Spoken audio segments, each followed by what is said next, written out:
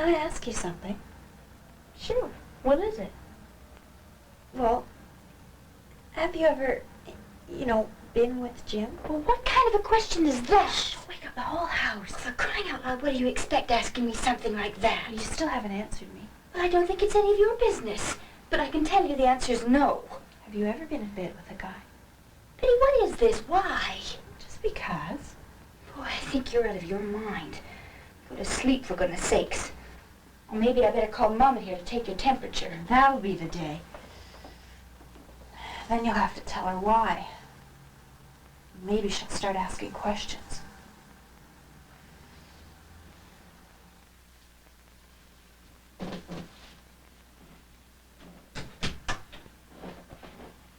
Come on, are you going to sleep all day?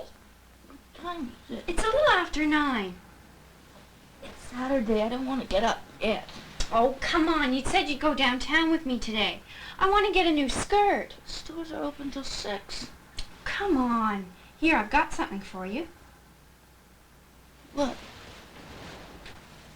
You can have it if you answer my question. What question? You know. Oh. You mean last night? You never did answer me. Fortunately, I'm still able to toddle out to the kitchen to get my own orange juice. Here, take this. I was only kidding. Tastes good. Hey, what's the matter with you? Betty, what's wrong? No matter what it is, it can't be that bad. Oh, yes, it can, boy. You just don't know. Well, I'm never going to know unless you tell me. Betty, does what's bothering you have anything to do with what you asked me last night? Have you said anything to Mom? And there's only one thing it can be. Are you pregnant?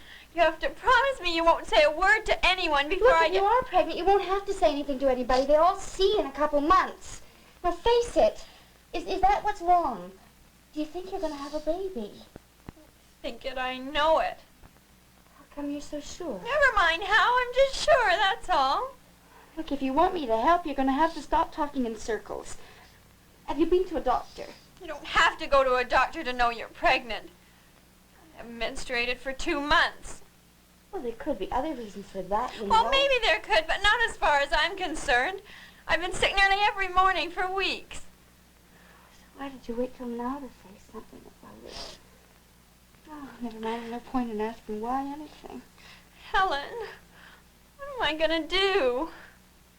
But for starters, you didn't get pregnant by yourself. What does Ronnie think about it? Well, it is Ronnie, isn't it? Yes, but he doesn't know.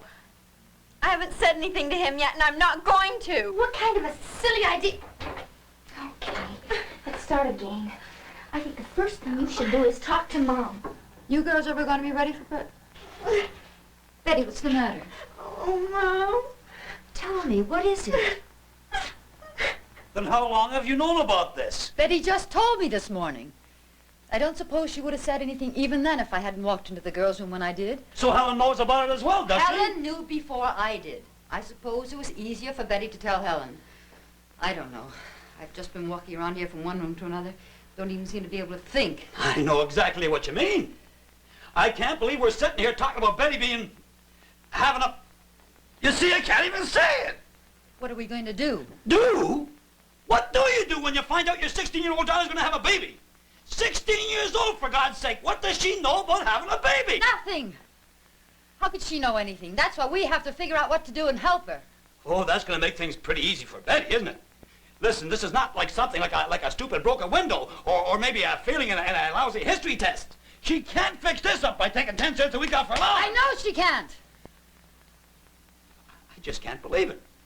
In fact, I can't feel a thing. It's just like I'm sitting here watching all this happening to somebody else. But it's not somebody else. It's our daughter. And right now she's just plain scared. That's why we have to help her. Well, nobody's saying anything about not helping her. You know that. But there has to be a way of doing it that she'll understand our point of view. Otherwise, we'll be just taking it over, and how is that going to help her? She's the one that's going to be having the baby. We can't do that for her, even if we wanted to. Hi, Mom. Hi, Dad. Your mother has told me all about Betty, Helen. So why doesn't everybody stop pretending that this is just another Saturday afternoon around here? Maybe it would have been better if you just stayed home instead of going downtown. What happened? Nothing, really. That's the trouble. I tried to talk to Betty about it, but every time I brought it up, she changed the subject. I don't know how she does it. If it was me, I'd think I'd be talking about it all the time now it's out in the open. I'm going to get out of these clothes. Will you ask Betty to come down? Sure. You want me to start supper, Ma? Good heavens, look at the time.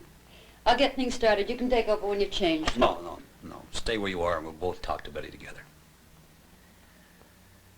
We're not in that much of a rush for supper anyway. Probably shouldn't even be thinking this. But I somehow wish it was Helen instead of Betty. Oh, why? Because she's older, I guess. And Helen's always been, you know, steadier somehow. Even when she was Betty's age. Yeah, I know. Betty is the impulsive one, but she's a good kid. Good-hearted. You know, for as long as I can remember, she's just always been giving her stuff away. Remember that one Christmas we got her that kitten and she went right across the street to the kid because of the fact that he had a little broken arm or something. You know, I don't know what it was now. How old was she then? 6, 7? The kitten came right back. I can hear Helen now explaining to Betty how the kitten had lived here for 2 months, and this was his home. He knew this was his family. We're talking about a kitten. And we both know that we're thinking about a baby, aren't we? I'm afraid, Bill. There's no other word for it. I'm afraid for Betty. Right now, she probably figures we don't want to have any part of her. I don't want her to feel that way. But I don't want her to think that she could just dump this whole problem in our laps. In the meantime, it's already in our laps. And she's still our Betty. Even knowing what we know now about her, we still go right on loving her. Yeah. But how do you get across that you don't stop loving her because we hate something that she's done? Hi. Buy a skirt? Yeah, I got one, but I'm not going to keep it. I only brought it home to shut Helen up. Boy, that's the last time I go with her to buy clothes. We had to go to the maternity department and buy a skirt. Until today, Helen's been more fun to go buying clothes with than anyone. But not anymore. Boy, now the whole scene's changed. Well, it has, hasn't it? What? Changed. The whole scene, as you so aptly put it, has changed. Well, don't you want to talk about it? I suppose. You suppose. Well, what am I supposed to say? Supposed to say. You want me to say I'm sorry? Okay, I'm sorry. You don't think I want to have the baby, do you? What about the baby, Betty? What about it? Betty, you're not taking this thing very seriously, are you? Do you realize the position that you're in? The position that you're putting us all in? Do you think I like it any better than you do? How would you like to be me? You've only known about it for 1 day. But I've been going crazy for 2 months. What's the use in talking about it? It's done. I'd do anything to change it, but I can't, and neither can you or Mum or anybody else. So why can't we just stop talking about it? All right. We'll stop talking about it. That's the way you want it. We'll stop talking. I'll stop worrying about it, too, okay? It's your problem. You worry about it. Oh, you don't have to start right now. Oh, no. You got the days, the weeks, the months ahead between now and the time when the baby's born. And then there's going to be afterwards. Oh, yeah. The years and years and years afterwards. Wish I hadn't opened my mouth in the first place. I knew you'd never understand. Do you think I'm the first girl that's ever had an illegitimate baby? It happens every day. Not in my house, it doesn't! Well, then I'll get out of your house. Bill! Betty didn't mean it. She's just upset. Oh, is she now? Well, what am I? Are you? What are we supposed to do? Just pat her on the head and say, poor Betty? Bill, will you please listen a minute? I think we'd all feel much better if we only knew more about what we're supposed to do. And it seems to me the best way to find out is to phone Dr. Mackenzie. Jack Mackenzie? Why bring him into this? Because he's the only one I can think of who'll be able to tell us what to do.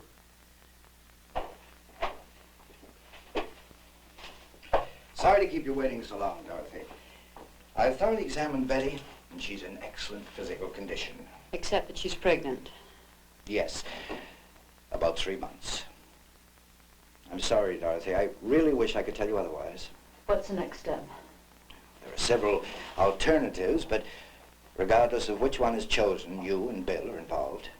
Betty's only 16, and that makes her your responsibility under law. What if I don't want to be? Betty, what you want or don't want isn't really important in the eyes of the law. But I'm the one who's pregnant. I'm the one who's going to have the baby. That's right. The law is there to protect you and your baby. Sit down, Betty.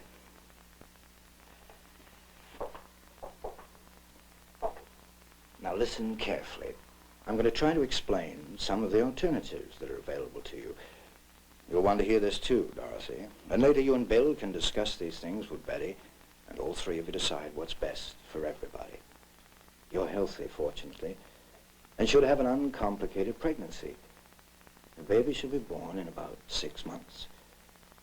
The question is, where?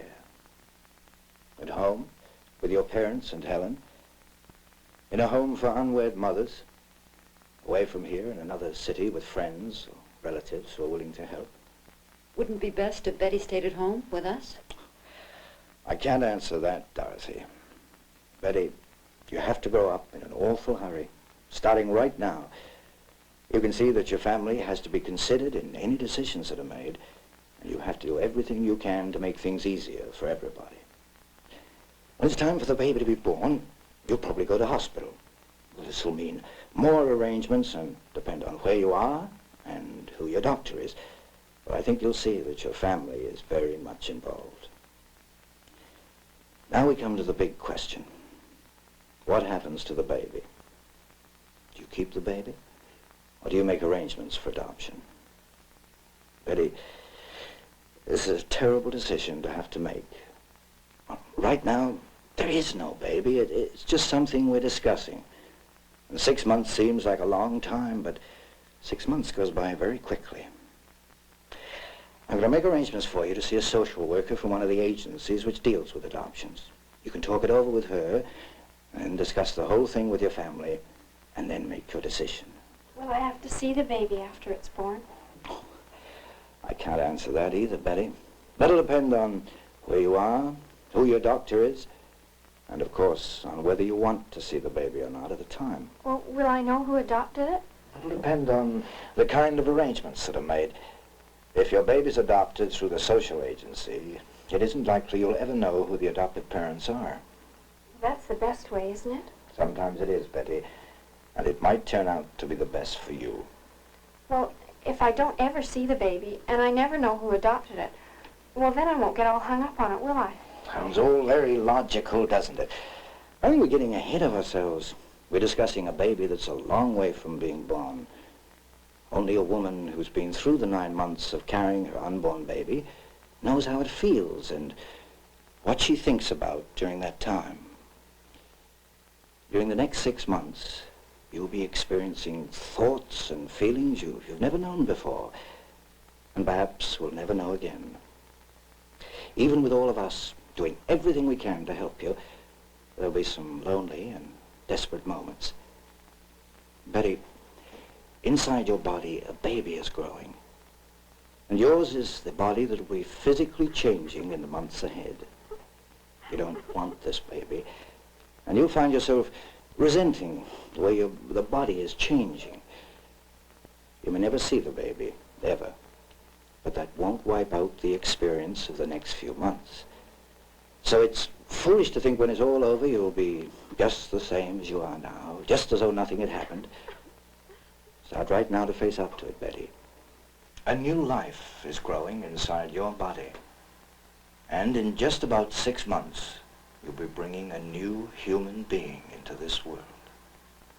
Dr. Mackenzie, will you do me a favor? Will you please talk to my dad?